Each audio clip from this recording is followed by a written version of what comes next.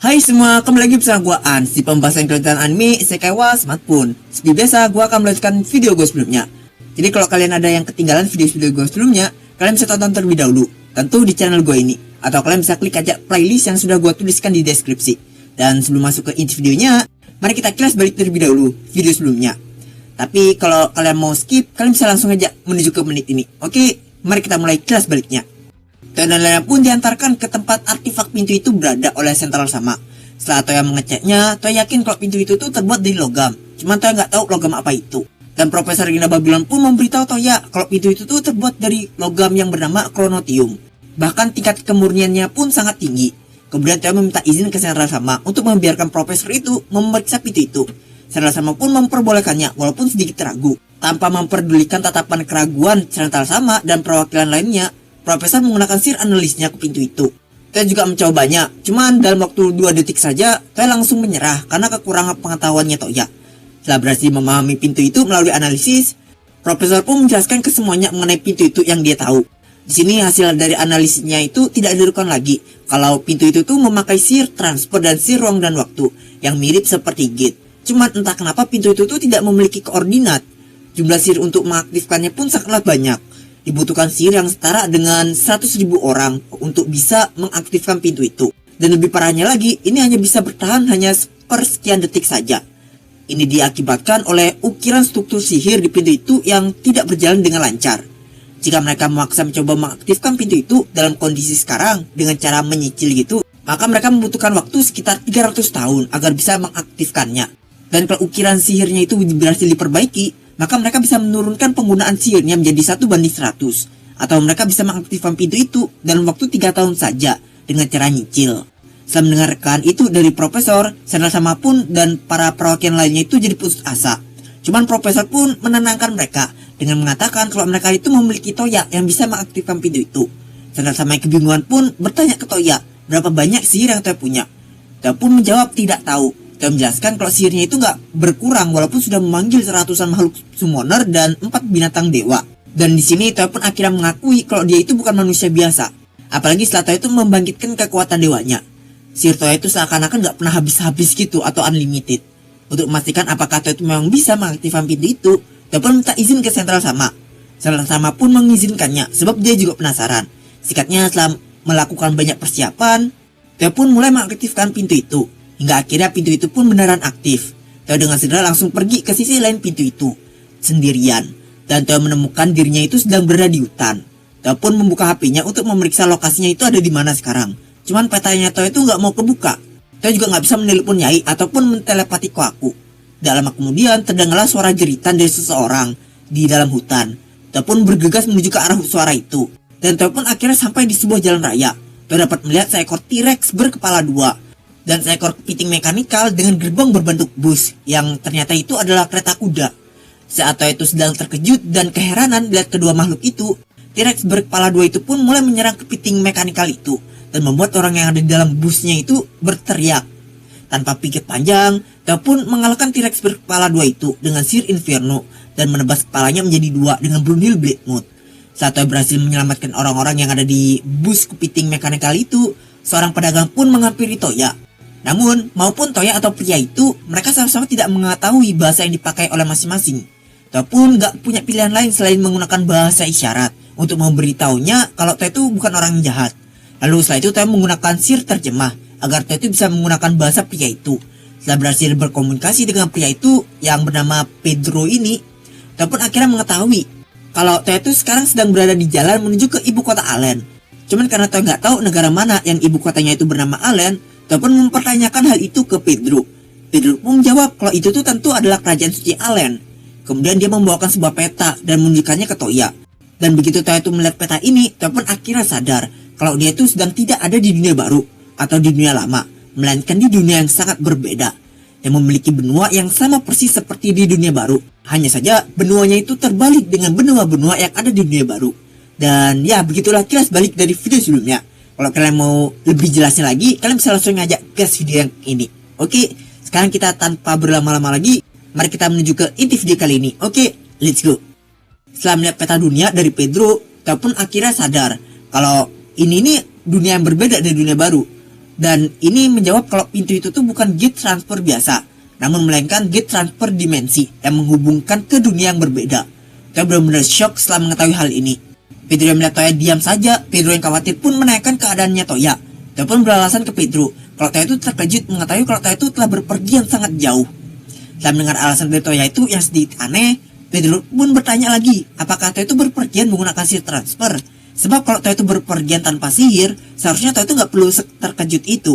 Dengan kaku, Toya pun membenarkannya. Singkat cerita, Toya dan Pedro pun berpisah.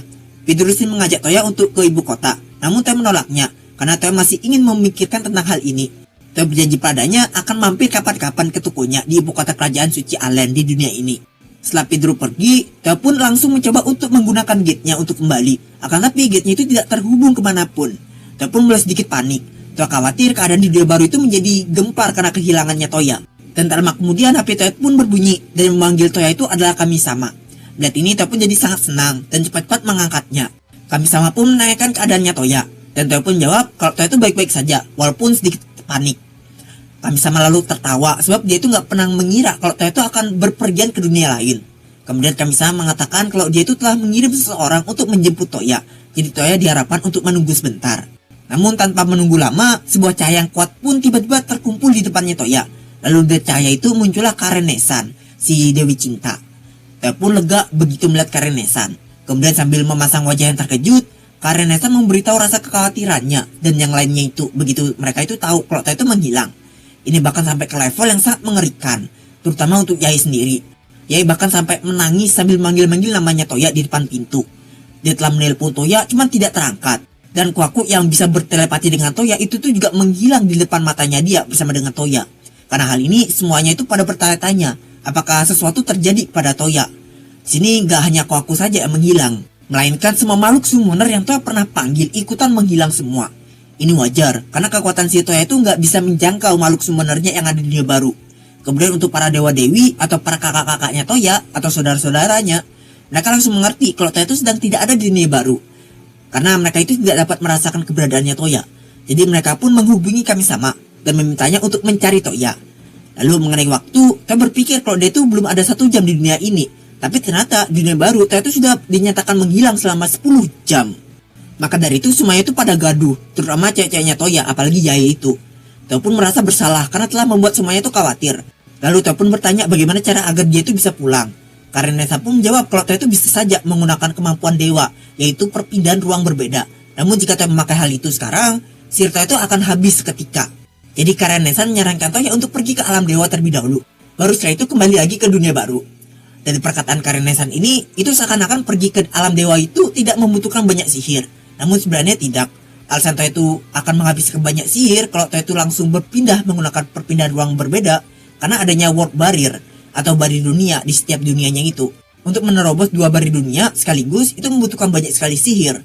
Sedangkan untuk di alam dewa sendiri itu cuma ada aturan yang dimana hanya dewa atau dewi saja yang bisa masuk. Karena Toya sudah dihitung sebagai dewa, maka dari itu Toya nggak membutuhkan banyak sihir untuk sana. Jika saja Toya itu bukan dewa, bahkan kalau Toya pun punya banyak sihir, mustahil bagi Toya untuk pergi ke alam dewa. Mengikuti saran dari Karenesan, Toya pun membuka gate-nya dan pergi ke alam dewa cepat-cepatnya. Sampai di sana Toya sudah ditunggu oleh Kami-sama.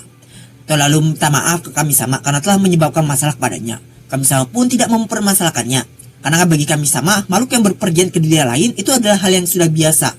Cuman mungkin Kami-sama gak expect aja kalau Toya itu secepat ini pergi ke dunia lain. Kami-sama malah menyuruh Toya untuk segera pulang dan meyakinkan semua orang yang gitu untuk ya biar gak khawatir gitulah. Setelah itu baru Toya itu bisa berbicara mengenai hal ini dengan Kami-sama.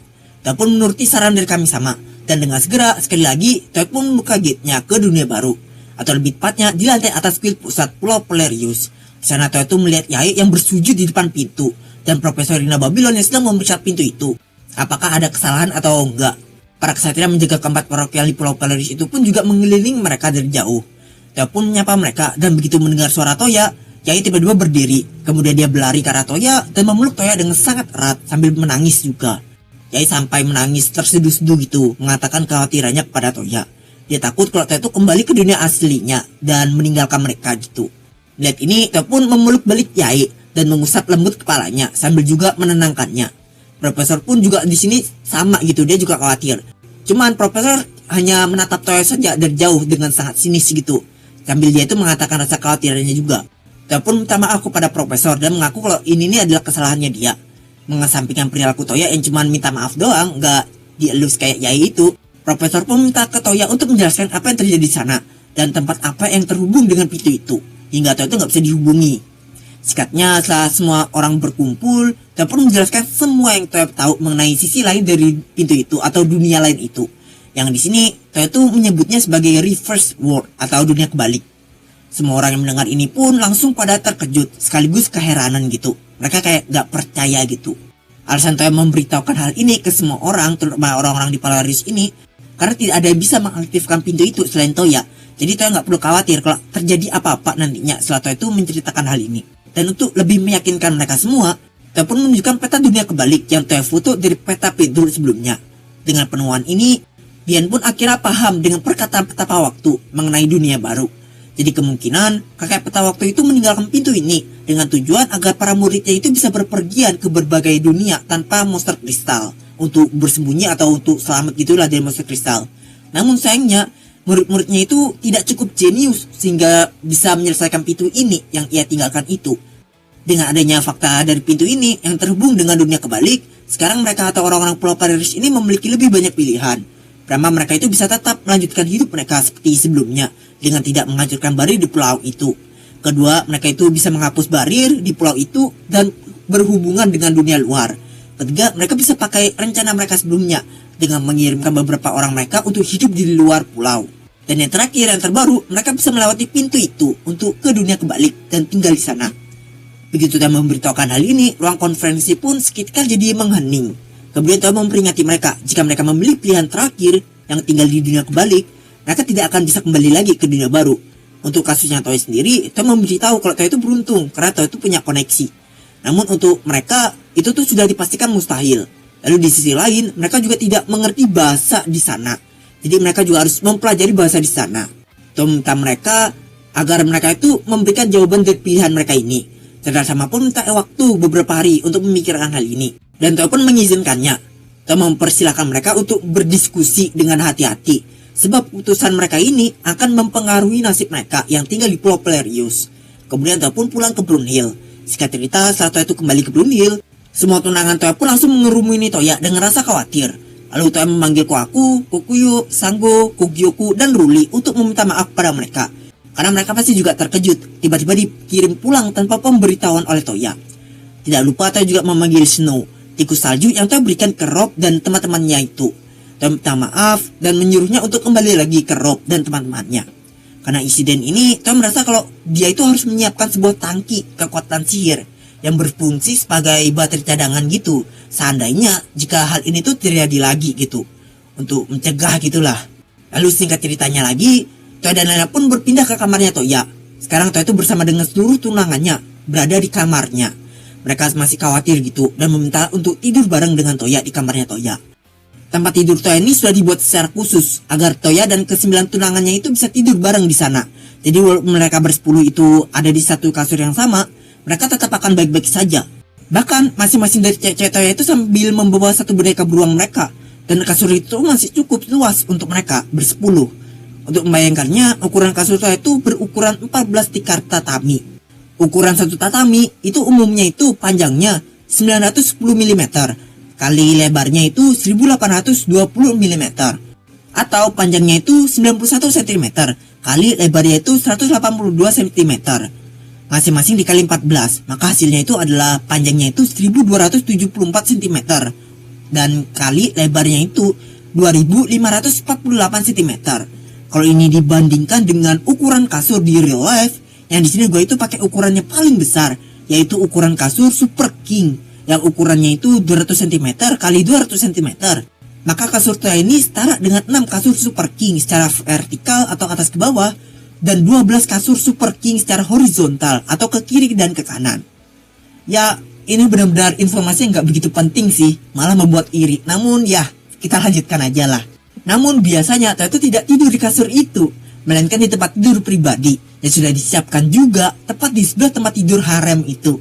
Ya terserah kau lah Toya. Ruangan-ruanganmu, lu juga rajanya, jadi ya bebas lah. Lanjut. Di kamar Toya ini, para cewek-cewek pun mulai membahas gitu dunia kebalik. Untungnya karena mereka itu sudah tahu kalau Toya itu adalah orang dari dunia lain, jadi mereka langsung bisa percaya gitu dengan adanya dunia lain atau dunia kebalik ini. Sambil mendekat ke punggungnya Toya dengan piyama kuningnya, Su lalu bertanya ke Toya seperti apa dunia itu. Toya pun menjawab kalau Toya itu nggak tahu. Toya beralasan kalau Toya itu kepikiran dengan mereka semua. Jadi Toya memutuskan untuk segera pulang sebelum bisa lihat-lihat. Sama katakan itu, baik Linse ataupun Sakura, mereka pun langsung menatap Toya sambil memberitahu rasa kekhawatiran mereka gitu. Yang di sini seolah-olah mereka itu menyalahkan Toya. Selain itu, Yae, Elsie dan Hilda juga memberitahu rasa kekhawatiran mereka ke Toya juga. Elsie bahkan sempat panik begitu dia itu mendengarkan kabar dari Yae kalau Toya itu menghilang dan gak bisa dikabarin. Kemudian Lu bertanya pada Toya, apakah Toya itu gak bisa menggunakan gate sana? Toya pun kebingungan untuk menjawab pertanyaan Lu ini. Lin yang langsung mengerti kalau Toya itu sedang menyembunyikan sesuatu terhadap mereka, Lin pun mendesak Toya untuk memberitahukan hal apa yang Toya sembunyikan itu. Karena Toya sudah tidak bisa lagi untuk menyembunyikan rahasia ini. Akhirnya rahasia terbesar Toya mengenai identitas Toya sebenarnya, yang itu sebagai dewa, akhirnya terbongkar ke cewek-ceweknya ini. Toya memberitahukan semuanya pada cewek-ceweknya itu tentang keadaan Toya yang sebagai manusia dulu, bagaimana Toya itu tiba ke dunia baru, dan bahkan tentang bagaimana kami sama dan Toya itu memiliki hubungan, yaitu ya tentang dependen gitu dan jadi dewa itu. Pada awalnya mereka berpikir kalau Toya itu lagi ngelawak, hingga pada akhirnya wajah mereka pun dipenuhi dengan keheranan karena melihat Toya itu ngomong itu serius. Elsie bahkan sampai nggak tahu harus ngomong bagaimana karena saking kebingungannya dia.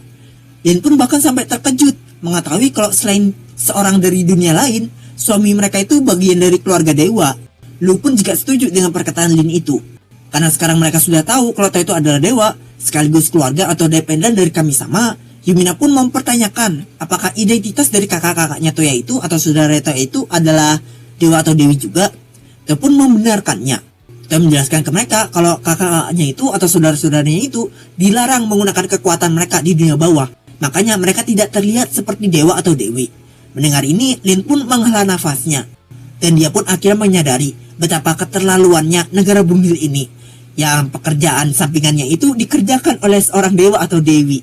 Namun tak peduli orang macam apa Toya itu, semuanya tetap masih menganggap kalau Toya itu adalah suami mereka. Itu tuh gak berubah sama sekali. Mereka tetap mencintai Toya, asik. Toya mendengar itu pun jadi sangat senang. Cuman meskipun Toya itu senang atas pengertian mereka, Toya juga jadi malu karena pengakuan itu. Maka dari itu Toya pun dengan terburu-buru langsung masuk ke futonnya di sudut tempat tidur untuk menenangkan rasa malunya. Meskipun Toya itu dapat dengan jelas mendengarkan suara tawa dari para tunangannya itu.